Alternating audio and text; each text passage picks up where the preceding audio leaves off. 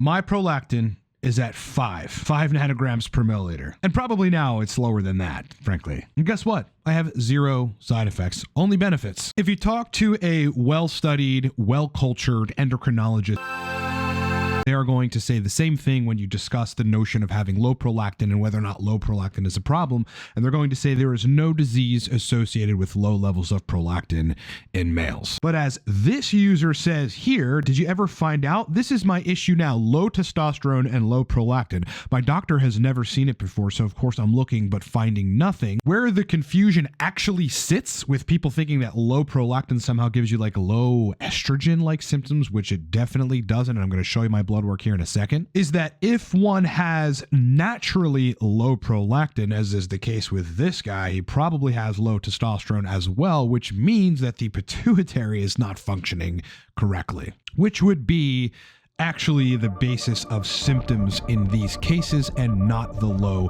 prolactin.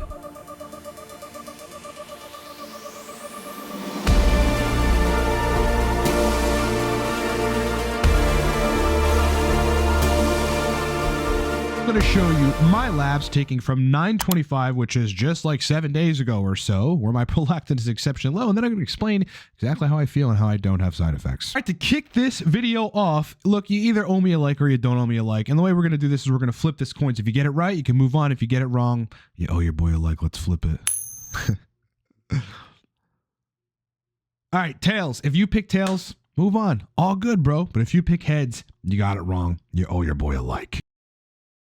Would truly appreciate it if you would sub to the channel. Bro, I think you're going to love the content here, so if you're watching, just hit the sub button and give it a chance. Also, again, coupon for both of our nootropic stacks is still live. The code is 15 now. That saves you 15% on both the Cortex nootropic stack and the Torque stack. Please go look them up, read about what they do, read people's reviews on YouTube and elsewhere. Go buy the stacks in the description of this video. Use the code. Save some money. So what better way to start this off than to just show you my labs? So right now, my prolactin is at 5 nanograms per milliliter. Now this was taken, as you see here, where's the date? Collected 9:25 at 7:33 in the morning. This is reported 9:26 at 2:36 in the morning. And my prolactin is 5 nanograms per milliliter. It is now October 3rd, so it's been 7 or 8 days or so. I have continued the regimen that took my prolactin down to 5, which is ultra low. Usually guys sit between 10 and 15 nanograms per milliliter. You know, if you look at a lot of labs, that's kind of where guys are typically sitting. So now it's entirely possible that the prolactin is sitting at 3.5, maybe 4, 4.6, something to this effect. And so far, with extremely low prolactin, and especially like in the last 7 days, which would indicate that it's actually gone a lot lower than 5 or a little bit lower than 5, sexual function has been really the best it's ever been my entire life. I'm a 40-year-old man on TRT, and refractory period is extremely low too. So let's talk about all that, okay? So number one, why I wanted to lower prolactin down into the single digits. The sole answer to this question is in consultations with real men, I have seen stubborn sexual issues go away when prolactin went down to the single digits. Not that I had any major sexual issues that I wasn't in control of or could manipulate, but I wanted to see what would happen in terms of refractory period. You know, like how long I could, you know, have sex, and then like the period after, like would I be interested in sex 2 hours later, 3 hours later, 5 hours later, an hour later, like how low could I actually get that period? I wanted to identify whether or not there would be an erection quality or erection firmness enhancement from having lower prolactin than what my baseline typically is. I wanted to see if it would trigger any of the additional mental libido side of things, because prolactin being low will allow hypothalamic dopamine to flow through correctly, and low enough prolactin actually allows the limbic system to fire uninhibited. The limbic system is predominantly where your libido sits, my friends, the medial preoptic hypothalamus. How I did this, okay? How did I get my prolactin down to 5 and now probably like 3.5, 4 point something? I have been dosing P5P, okay? That is pyridoxal 5-phosphate. That's the biologically active form of vitamin B6. So when you ingest B6 and when it ultimately converts to being active, it ends up being P5P. So I've been dosing P5P 100 to 200 milligrams, I want to say 4 or 5 times a week, weekly. I don't necessarily think that I personally have to cycle it. There is some literature out there that suggests a neuropathy-like symptoms when taking too much P5P in the presence of a GABAergic deficiency. The mechanism for some of the neuropathic symptoms are in fact GABA inhibition or GABA deficiency issues. Okay, so I don't have that. I don't have to be concerned with that. I consume plenty of probiotics that have strains in them that actually build GABA from the gut perspective up. All right, but that may be something, you know, some of you want to think about. If you're really interested in understanding P5P, watch the full breakdown I did on that and that GABAergic mechanism on YouTube. I'll flash the video in front of the screen for you. Now, the second and most important thing, which is kind of a curveball strategy that not a lot of people know about, but you'd find in the literature that I did to substantially lower my prolactin, is I blocked the estrogen-induced prolactin release in the pituitary via taking Schisandra. Okay, Schisandra. This is the bottle here. This is the supplement that I've been taking. I'm running 950 milligrams of it a day. Now, you want Schisandra chinensis. There may be other types of Schisandra, but you want to make sure that you're getting that. I mean, a safe bet would actually get the Wild Harvest, the supplement. This is the stuff that I'm taking. So this stuff, in addition to inhibiting some of the estradiol-induced prolactin, which, by the way, estrogen is very, very prolactogenic in susceptible, I think anyway, regardless, but in susceptible people, like a weak pituitary. I don't know. Obviously fucking spam. Stop calling me. What they actually isolated is that one of the compounds called gomycin N reduced the mRNA and the protein levels of PRL, which is prolactin, in GH3 cells. These were hyperprolactinemic rats. I want to suggest that, you know, Schisandra in and of itself or by itself may be a good treatment for hyperprolactinemia, states in which prolactin is higher than it should be. Now, here's a paper that kind of explains what's happening at the estrogen receptor level, where Schisandra actually regulates the activity, either the binding affinity or the functionality of receptors in a way which probably prevents the genetic overactivation of estrogen-like responses. There were growth factors in the estrogen receptor sites, ERB and ERA, that were inhibited from Schisandra use. So what this ultimately means is taking Schisandra will prevent estradiol's induction of prolactin release, because ultimately prolactin comes from these cells called lactotropes.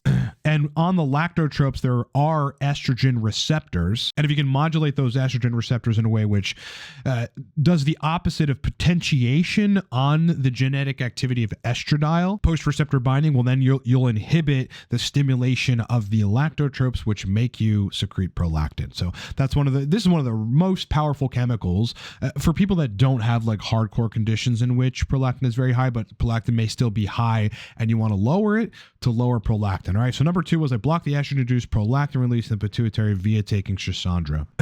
And the number 3 thing I did, which is not necessary for everyone to do, this is just my experimentation and my scientific brain trying to get the absolute best out of this, was instead of having my estradiol number sitting at around 30 picograms per milliliter, which is where I kind of usually have it, 25 to 30 these days at least, I took it back down to where it used to be, which was between 18 and 25 picograms per milliliter. Okay, and that was using a drug called anastrozole. Okay, that's an aromatase inhibitor. All right, now let's talk about how I feel. What are the effects of having 5 nanograms per milliliter, and probably less right now, level of prolactin? Now let's go back to this guy Connected Draft on Reddit, who says, you know, this is my issue now, low testosterone and low prolactin. Doctor's never seen it before, so of course I'm looking, found nothing. You know, this guy thinks he has an issue. What the real issue probably is that, you know, low testosterone in this particular case is going to ultimately mean lower estradiol, which is going to mean lower stimulation of the lactotropes and less prolactin. Well, there's other mechanisms beside estradiol or estrogen that make prolactin secrete, but in this particular case, that's probably why he has it. Maybe there's a degree of hypopituitarism that is taking place, where the hormones that are pumping out from the pituitary gland are not coming out in adequate quantities for that person. But that's where people get this confused. I want to make this clear. There really are no side effects. There's no disease states in the scientific literature, and there's really no correct or accurate anecdotal reporting of negatives associated with between 1 and 5 nanograms per milliliter of prolactin. This is serum prolactin. There's only one test for prolactin. It's not a sensitive or ultra sensitive. It's just serum prolactin. How I feel. Okay. So number one, refractory period is definitely lower. Okay. So, if I needed to in the course of a day, I could have intercourse through up to 3 times. Now, for the record, climaxing would be a little difficult in the 3rd session, possibly a little difficult in the 2nd session, but a lot more difficult in the 3rd session. And that is because either way, when you're inhibiting prolactin, if you do climax as a guy, so if you ejaculate, you are going to force a little bit of prolactin release, even if you're inhibiting it. Now, this depends on the degree of inhibition, really the strength of inhibition that you're executing. So if you had something like cabergoline or pramipexole in the mix, or like another dopamine agonist like bromocriptine, then the refractory period would be lower, and that post-climax rise in prolactin wouldn't be as significant. Let's capitalize this. Energetic as fuck. I feel great. I honestly feel great. I do not have low estradiol-like symptoms because my estradiol is sitting at 22 last time I looked.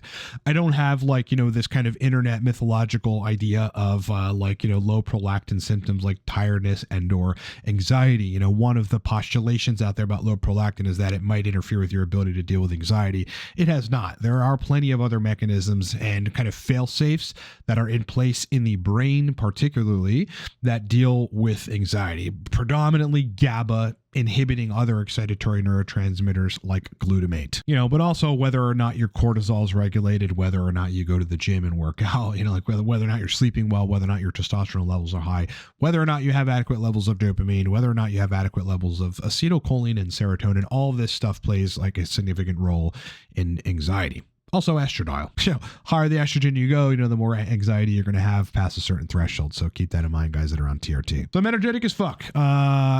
Do not have anxiety at any level. Okay. I feel completely fine. I feel cool, calm, balanced like I normally do. But I will say on the sexual side, I am having or have invasive sexual thoughts. Okay. I'm thinking about sex certainly more than usual now that the prolactin is lower than I believe it's ever been for me personally. I wouldn't call them invasive in a negative way, but it's just like, picture a typical horny man, right? Like that just thinks about sex every whatever, however many times, and may have a 2 or 3 hour stint where all he's really thinking about is sex and maybe interacting with women in his life about it or whatever. That kind of stuff is basically happening to me, at this level. I'm not complaining about it. It's not a bother, it's like, maybe I'd rather be thinking about something else. Like, I may need to get work done or something, but it really hasn't interfered with like my capacity to do some of the stuff that I do on a daily basis, my friends. All right. So, that's essentially it. Okay. Lower refractory period, very markedly and noticeably energetic as hell as usual. Nothing really changed there.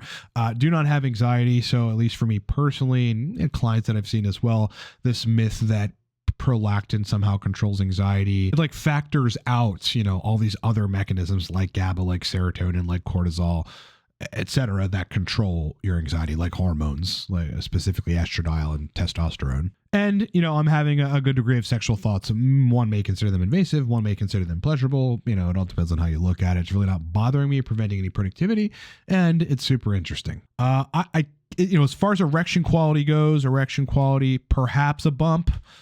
Perhaps a bit better, but I mean, again, I've done so many things and I ongoingly do a lot of things from vacuum pumps to using the Phoenix to every now and then, maybe 2x a week or something. I'll low dose kind of maintenance dose, PD5 inhibitors. I think constant blood flow is a great thing. Like, if at all morning erections and or nocturnal would it dials back at all, I jump on it right away and just bringing something into the regimen that brings it right back. So erection quality may be a bit better, but certainly libido, if I could go down, I mean, that's essentially part of number 4, but libido is extremely high. Okay, so what does this say? Okay, this says, here's a good strategy to lower prolactin, assuming that you don't have pituitary adenoma or that your prolactin isn't sky high from a opioid receptor agonist. P5P, 100 to 200 milligrams 4 to 5 times weekly, about 1,000 milligrams of Schisandra a day, and then having the estradiol between 18 and 25 picograms per milliliter. I mean, that's a good template for lowering prolactin in most cases. Like, you don't necessarily have to take cabergoline or any of these stronger drugs, especially if you're concerned about some of the side effects of taking them. All right, as I said in the beginning, coupon code 15 now. So both of our stacks are on sale. And this is a code that we don't share with the channel very often, almost never. It really just goes out to the email list. You enter it at checkout, it'll take 15% off. Flow in a bottle. Stimulant energy, but flow and focus too. This is version 2 of the Cortex Nootropic stack, just launched about a month and a half ago. Exceptionally strong. Go get the Torque stack as well. Been out of the market. You guys know Torque. You guys love Torque. This is more on the dopaminergic motivated energy front of things, but it's all day energy. It's like 6 to 8 hours of good brain performance that'll have you being productive, feeling good, being in a good mood, and functioning epically. Both of our stacks right now, 15% off. Coupon code is 15 now. If you need to hire me for sexual optimization, erectile dysfunction, nootropic regimen formulation for CEOs, executives, business people, TRT protocol optimization, you can do that in under a minute on the consultations tab at livecortex.com. All links for everything are in the description of this video. You guys know the drill. I hope you're having a great week. I will talk to you soon. Go get some stacks. And hey, use my strategy, lower prolactin. See what you get. Later.